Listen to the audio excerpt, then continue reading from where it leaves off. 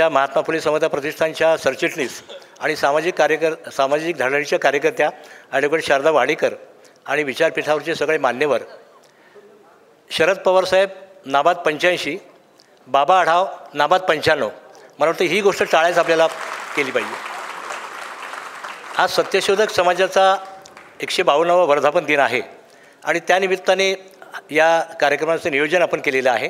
गेली 3 वर्ष doctor Babasaheb Ambedkar social research centre नावाच्या संस्थेचं काम आम्ही सुरू केलेलं होतं आणि त्याच्या अंतर्गत आम्ही राज्यघटना हाच राष्ट्रग्रंथ या पद्धतीचा एक उपक्रम राबवलेला होता. आपल्याला मुद्दाम सांगू इच्छितो की 2017 साली ताडीवाला रोड झोपडपट्टीमध्ये सर्वोच्च न्यायालयाचे निवृत्त न्यायमूर्ती PB सावंत साहेब या कार्यक्रमासाठी आले होते आणि त्यांनी 1.5 तासाचं भाषण केलं होतं. 1.5 तासाचं ते अर्धा तास भाषण झालं, ते थकले. मला म्हटले अरुण मी आता खाली बसून बोलतो आणि नंतर त्यांनी खुर्चीवर बसून भाषण केलं. तेव्हापासून या सगळ्या उपक्रमांची आखणी चालली होती. आज आंबेडकरांसंबंधीचं संशोधन नव्याने काय करणार अशी आपल्याला अनेकांना प्रश्न पडला असेल, पण असे अनेक विषय आज आहेत. खरं म्हणजे रावसाहेब त्यातले फार मोठे अधिकारी आहेत. याच्यामध्ये इतक्या वेगवेगळ्या गोष्टी आहेत, मला कल्पना नव्हती. पण मी कोलंबिया विद्यापीठाचा अभ्यासक्रम पाहत होतो तर वेटिंग फॉर व्हिसा नावाचं बाबासाहेबांचं जे पुस्तक आहे ते कोलंबिया विद्यापीठाच्या अभ्यासामध्ये आहे आणि अशा अनेक गोष्टी जगभर बाबासाहेबांचा अभ्यास म्हणून तो केला जातो आहे. आणि त्यामुळे मला असं वाटतं की आजचा दिवस खूप महत्त्वाचा आहे. आपण सगळे आंबेडकरी चळवळीचं काम आणि मर्म समजून घेणारी लोक आहात. व्यासपीठावरती सगळे लोक जे आहेत हे सगळे लोक ह्या चळवळीचं मर्म आणि बाबासाहेबांचा विचार समजून घेणारे लोक आहेत. विशेषतः मला इथे मुद्दाम सांगायला पाहिजे की पवारसाहेब मुख्यमंत्री झाल्यानंतरच्या काळामध्ये त्यांनी 2 समित्या स्थापन केल्या. महात्मा फुले चरित्र साधने समिती आणि बाबासाहेब आंबेडकरांचं कलेक्टेड वर्क्स जे होतं रायटिंग अँड स्पीचेस त्यासंबंधीची एक समिती, अशा 2 समित्यांनी काम सुरू केलं. आणखीन एक योगायोग आज मुद्दाम सांगतो. आज सत्यशोधक समाजाचा वाढदिवस आहे. यशवंतराव चव्हाण मुख्यमंत्री असताना साहित्य संस्कृती मंडळाची स्थापना झाली आणि 1970 साली महात्मा फुले समग्र वाङ्मयाचा पहिला खंड प्रसिद्ध झाला.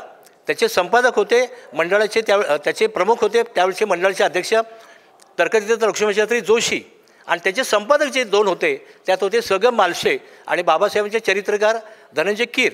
आज सगम मालशे यांची 104वी जयंती आहे, हे पण मुद्दाम आपल्याला सांगू इच्छितो. मला असं वाटतं की खूप मोठी कामं या निमित्ताने करता येतील. अभ्यासाचं काम संपणारं नाही आहे.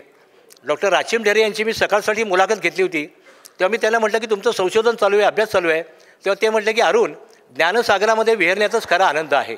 मला असं वाटतं की या पद्धतीची एक वैचारिक सामाजिक भूमिका ज्या समाजाची असते, ज्या वर्गाची असते, त्या वर्गाच्या दृष्टीने, समाजाच्या दृष्टीने, देशाच्या दृष्टीने आंबेडकर हे एक उत्तुंग असं शिखर आहे. आणि म्हणून हा अभ्यास यापुढच्या काळामध्ये अधिक चांगला कसा करता येईल हा प्रयत्न आम्ही करतो आहोत. अलीकडच्या काळामध्ये आंबेडकरांच्यावरती लिहिणारे अनेक नवे लेखक येत आहेत, आपल्याला कल्पना नाही आहे. आमचे पुण्यातले पत्रकार मित्र अशोक गोपाल यांनी पार्ट अपार नावाचा एक इंग्रजी ग्रंथ लिहिला आहे. त्याचा आता एक मराठी अनुवाद मधुश्री प्रकाश यांनी लोकशाहीतला माणूस म्हणून प्रसिद्ध केलेला आहे. अतिशय सुंदर असं ते पुस्तक आहे. बाबासाहेबांची एक वेगळीच त्यातनं ओळख आपल्याला होते. बाबासाहेबांच्या चरित्रातले अनेक बारकावे त्या पुस्तकामध्ये आहेत. अगदी अलीकडेच इथे माझ्यासमोर कदाचित असतील ते आमचे तळेगावचे मित्र आहेत प्रभाकर ओव्हाळ, त्यांनी बाबासाहेबांच्यावरती 2 छोटी पुस्तकं लिहिली आहेत. त्यातलं एक आहे कला, कलावंत आणि बाबासाहेब आणि दुसरं आहे तळेगावच्या आठवणीमधले बाबासाहेब. बाबासाहेब तळेगावला त्यांनी घर घेतलं होतं आणि बाबासाहेब तिथे वारंवार यायचे आणि अभ्यासासाठी, पुस्तकांसाठी त्यांनी जागा तिथे केलेली होती. अशी 2 चांगली पुस्तकं लिहिणारे आमचे प्रभाकर ओव्हाळ इथे आहेत.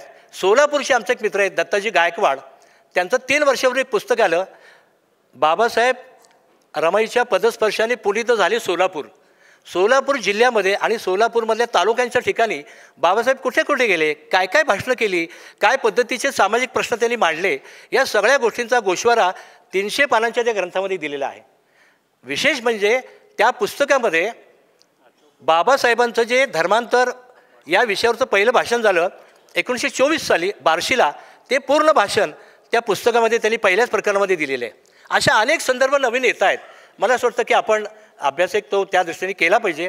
पुणे विद्यापीठामधलं जे डिफेन्स स्टडीज आहे तिथे टेक्सास विद्यापीठामधले एक प्राध्यापक येतात आणि त्यांनी प्रॅग्मॅटिझम ऑफ आंबेडकर या नावाचं बाबासाहेबांचं एक इंटेलेक्च्युअल चरित्र लिहिलेलं इंग्रजीत, ते अलीकडेच प्रकाशित झालं. ते डॉक्टर प्राध्यापक ते अनेक वेळा पुण्यामध्ये येत असतात आणि डॉक्टर विजय खरे यांच्यावर त्यांचा संवाद होत असतो.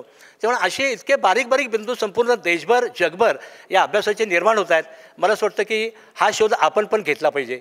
आणि अलीकडेच जयदेव गायकवाडांनी दलित पॅन्थरचं झंझावात नावाचं एक पुस्तक लिहिलं. त्याच्यामध्ये पुणे आणि पुणे परिसरामधल्या जवळपास 100 दलित पॅन्थर कार्यकर्त्यांची छोटी छोटी व्यक्तिचित्र आणि त्यांनी केलेलं कॉन्ट्रीब्युशन आलेलं आहे. मला असं वाटतं की जसं सोलापूरच्या दत्ताजी गायकवाडांनी पुस्तक लिहिलं किंवा जयदेव गायकवाड लिहिलं, अशी पुस्तकं अनेक ठिकाणावरून येण्याची गरज आहे असं मला स्वतःला वाटतं. आणि त्या दृष्टीने आमची ही संस्था प्रयत्न करणार आहे. आज या निमित्ताने अपेक्षा एवढीच व्यक्त करतो की आम्ही अनेक विद्यापीठांशी संपर्क साधतो. भारतीय विद्यापीठ, MIT विद्यापीठ असेल किंवा DY पाटील विद्यापीठ असेल, त्यांच्याशी आमचा संपर्क सुरू आहे. एक चांगल्या प्रकारचं काम कोऑर्डिनेशन कशा पद्धतीने करता येईल आणि नव्या काळामध्ये आपल्याला आणखीन हे काम कसं पुढे नेता येईल असा आमचा प्रयत्न राहणार आहे.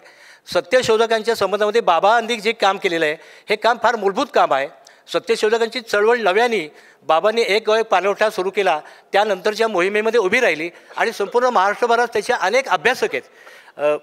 विदर्भामध्ये प्राध्यापक अशोक चोपडे आहेत, इथे कोल्हापूरला प्राध्यापक अरुण शिंदे आहेत, इथे पुणे विद्यापीठामध्ये प्राध्यापक देवकुमार आहिरे आहेत. असे अनेक मंडळी आहेत. या सगळ्या मंडळींना घेऊन एक सत्यशोधकांची एखादी अभ्यासाची कॉन्फरन्स नजीकच्या काळामध्ये घेण्याचा आमचा विचार आहे. असे अनेक छोटे छोटे प्रकल्प आणि प्रस्ताव समोर आहेत. काय पद्धतीने काम करता येईल आम्ही पाहतो आहोत. बाबांचं मार्गदर्शन आणि पवारसाहेबांचं मार्गदर्शन हे या सगळ्या कामात आम्हाला राहील अशी अपेक्षा व्यक्त करतो. आपण सगळेजण आमच्याबरोबर आहात हा पण विश्वास व्यक्त करतो. आणि ह्या सगळ्या महापुरुषांना वंदन करून फुल्यांनी जो शेतकऱ्याचा असूड लिहिला त्या शेतकऱ्याचा असूडची आठवण व्हावी असा आजचा दिवस आहे.